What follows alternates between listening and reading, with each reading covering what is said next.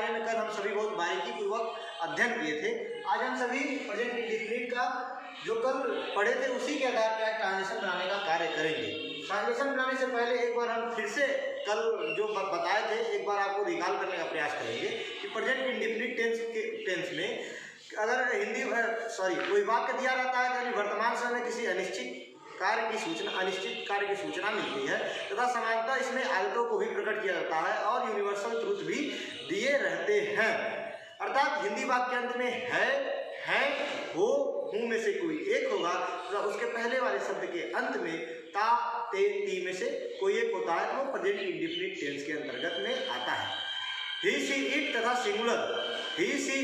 Singular subject के साथ subject verb में यस और यस का प्रयोग करेंगे तथा आई, वी, यू, दे का प्लूरल के साथ सब्जेक्ट वर्ब और ऑब्जेक्ट का प्रयोग करते हैं, यानी कि वर्ब में कोई भी परिवर्तन नहीं होता है। अगर निगेटिव है तो सब्जेक्ट के बाद डू या डज हेल्पिंग वर्ब का प्रयोग करते हैं, उसके बाद वर्ब का प्रयोग करते हैं। अगर इंट्रोगेटिव है तो डू और डज को सब्जेक्ट से पहले लिखते हैं। ये नियम था और जो पहचान थी, इसी के आधार पर हम ट्रांजिशन बनाना शुरू करते हैं। ये पहला ट्रांजिशन है वह पुस्तक पढ़ता है। पहला ट्रांजिशन जो है वह पुस्तक पढ़ता है। हम लास्ट में चलेंगे। वह पुस्तक पढ़ता है तो पहले हम ये जानेंगे कौन सा टेंस है। सपोज दैट ये प्रेजेंट इंडेफिनिट आपको मालूम ही ना हो कि ये प्रेजेंट इंडेफिनिट है। वह पुस्तक पढ़ता है, बस यही ट्रांजिशन आपके सामने हो, आपको ये नहीं बताया गया हो कि कौन सा ये ट्रांसलेशन है, तो हम सीधा इस सेंटेंस के लास्ट में जाएंगे और इसको देखेंगे। इसको देखने के बाद हमें पता चलता है कि है हो में से कोई एक है, तो है हो में से कोई एक है, इससे मालूम चल गया कि ये है प्रेजेंट। ये मालूम चल गया कि ये प्रेजेंट टेंस है, इससे हमें मालूम चल गया कि ये प्रेजेंट टेंस है। तो प्रेजेंट टेंस में प्रेजेंट इंडेफिनिट है कि प्रेजेंट कंटीन्यूअस है कि प्रेजेंट परफेक्ट टेंस है कि प्रेजेंट परफेक्ट कंटीन्यूअस है, ये हमें मालूम करना है। तो ये मालूम करने के लिए हमें एक शब्द पहले जाना है और इसको देखना है। इसमें ता, ते, ती में से कोई एक होगा, वो प्रेजेंट इंडेफिनिट होगा। मतलब है उनमें से कोई एक हो तो प्रेजेंट होगा, ता, ते, ती में से कोई एक होगा तो वो इंडेफिनिट होगा। ठीक है ना। अब आपको मालूम चल गया कि प्रेजेंट इंडेफिनिट है। अब प्रेजेंट इंडेफिनिट है तो प्रेजेंट इंडेफिनिट वाला नियम खोल लीजिए, जो मैं कल आपको पढ़ाया हूँ, जो कल मैं आपको ऑनलाइन स्टडी में बताया हूँ। प्रेजेंट इंडेफिनिट का नियम खोल लीजिए। नियम ये देखिए, वह एक वचन है तो एक वचन वाला नियम खोलेंगे आप। एक वचन वाला नियम में जब सब्जेक्ट था, उसके बाद वर्ब था, वर्ब में यस और ईएस का प्रयोग करना था, फिर ऑब्जेक्ट लिखना था। मैं वैसे यहाँ पे लिखा हूँ कि सिंगुलर है तो सब्जेक्ट, वर्ब में यस और ईएस प्लस ऑब्जेक्ट। तो हमें पहले ये सब्जेक्ट को यहाँ पे लिखना है। तो वह पुस्तक पढ़ता है में सब्जेक्ट हमें कैसे मालूम करना है? कौन पुस्तक पढ़ता है? उत्तर क्या आया? कौन पुस्तक पढ़ता है? वह पुस्तक पढ़ता है। जो उत्तर आएगा वही होगा सब्जेक्ट। ठीक है ना। अब हमें सब्जेक्ट मालूम चल गया, तो सब्जेक्ट मालूम चल गया, अब हमें मालूम करना है वर्ब। सब्जेक्ट मालूम चल गया, अब वर्ब मालूम करना है। वह पुस्तक पढ़ता है का सब्जेक्ट मालूम चल गया, अब वर्ब। वह क्या करता है? वह पढ़ता है। तो पढ़ता जो है वर्ब हो जाएगा। मैं आपको कल बताया था, इसके अगर मूल रूप में ले जाएंगे आप तीन सभी वर्ड को, वह का मूल रूप वह होगा, पुस्तक का मूल रूप पुस्तक होगा, पढ़ता का मूल रूप पढ़ना होगा। पढ़ना में कोई कार्य भी हो रहा है, एक्शन भी हो रहा है, तो यानी कि वर्ब है यही। ठीक है ना। वह अब पढ़ना वर्ब हो गया, मतलब सब्जेक्ट मिल गया हमें और वर्ब मिल गया। ठीक है ना। वर्ब में यस और यस लगा देंगे और ऑब्जेक्ट लिखेंगे। तो हम पहले सब्जेक्ट लिखते हैं, वह पुस्तक पढ़ता है में सब्जेक्ट ही है। ठीक।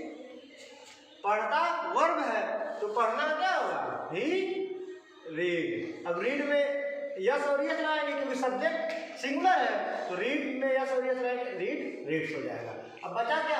पुस्तक, यानी कि ऑब्जेक्ट। तो ऑब्जेक्ट को हम उसी तरह से उतार देंगे, ही रीड्स बुक।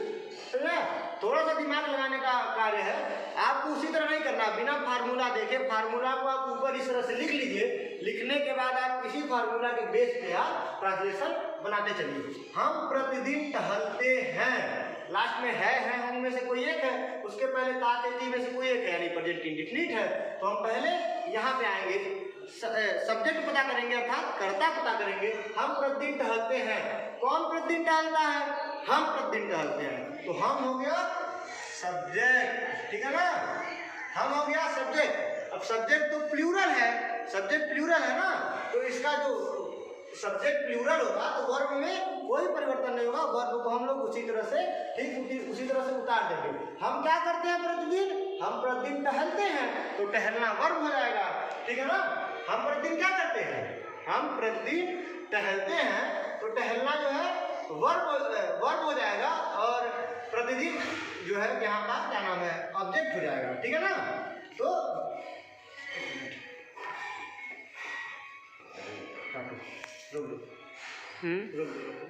हो गया, हम प्रतिदिन टहलते हैं, ठीक है, हम सब्जेक्ट हो गया, ठीक है ना। अब वर्ब को हम पता करेंगे, तो कौन हम प्रतिदिन क्या करते हैं, टहलते हैं, तो वी वॉक।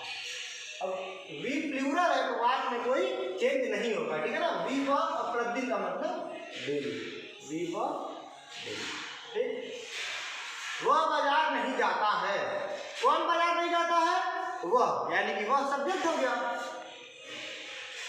वह मतलब जी, वह बाजार नहीं जाता मतलब वह सब्जेक्ट हो गया, ठीक है ना।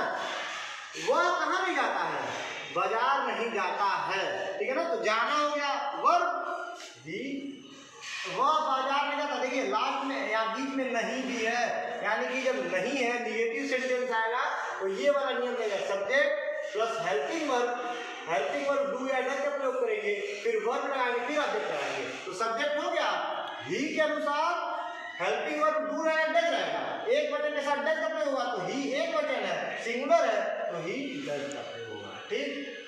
फिर नॉट आएगा, ही डज नॉट, ठीक है ना, ही डज नॉट। अब जाएगा और वर्ब आएगा, he does not go to market, ठीक है ना, he does not go to, वह बाजार नहीं जाता है, he does not go market, ठीक है, टू नहीं, he does not go market.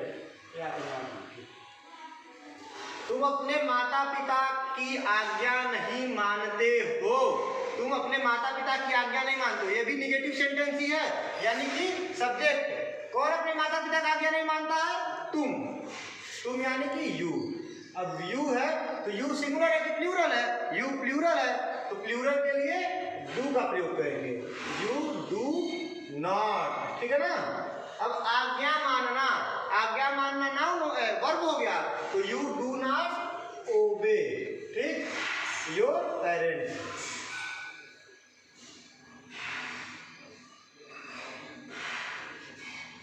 मैं कभी किसी को गाली नहीं देता हूँ, मैं कभी किसी को गाली नहीं देता हूँ, इसमें भी नहीं है, अर्थात निगेटिव सेंटेंस। मैं क्या है, मैं मतलब आई, लेकिन इसे हम प्रेजेंट इंडेफिनिट में प्लूरल में रखते हैं, ठीक है ना।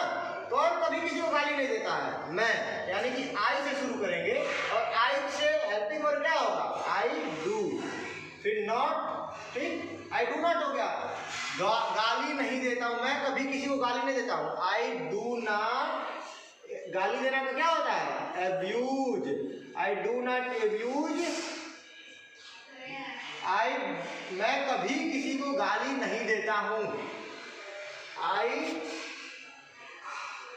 कभी किसी को है, तो डू नॉट दिया तो यहाँ पे नेवर का प्रयोग होगा, ठीक है, I never abuse any body, ठीक है ना।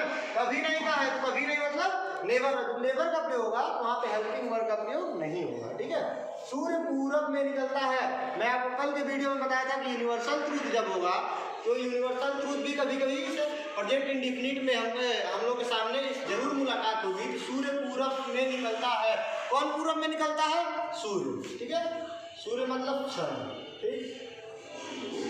सूर्य क्या करता है, पूरब में निकलता है, तो निकलना वर्ब हो गया, तो सन राइजेज पूरब में, इन द ईस्ट, ठीक।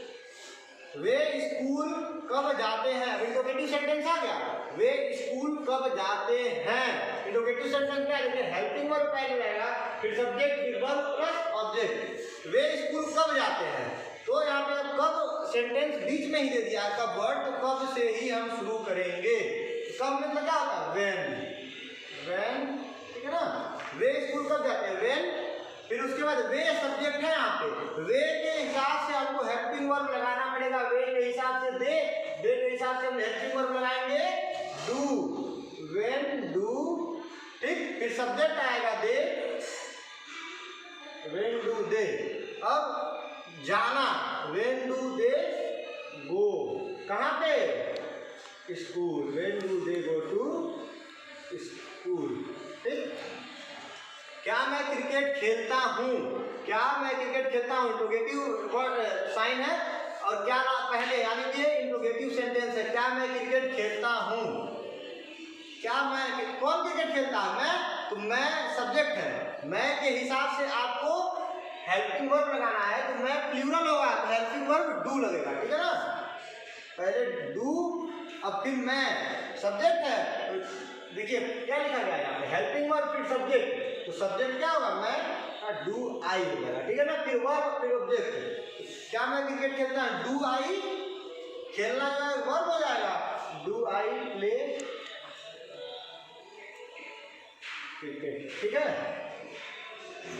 मैं पत्र लिखता हूँ, मैं पत्र लिखता हूँ, कौन पत्र लिखता है, मैं ही सब्जेक्ट हो गया, आई, ठीक।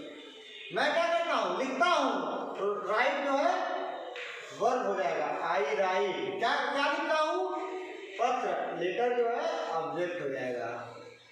क्या तुम कक्षा में शोर मचाते हो, देखिए लास्ट ट्रांसलेशन जो है, क्या तुम कक्षा में शोर मचाते हो, तो तुम है, तुम मतलब ये सब्जेक्ट हो जाएगा। इस सब्जेक्ट के हिसाब से हमको हेल्पिंग वर्ब लगाना है, तो यू के हिसाब से हेल्पिंग वर्ब क्या होगा, डू, ठीक है ना, डू हेल्पिंग वर्ब हो गया। फिर सब्जेक्ट, सब्जेक्ट क्या है, तुम, डू यू, ठीक है ना।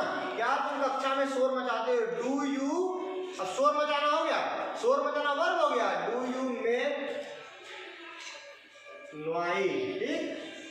कहाँ पे, कक्षा में, इन द क्लास,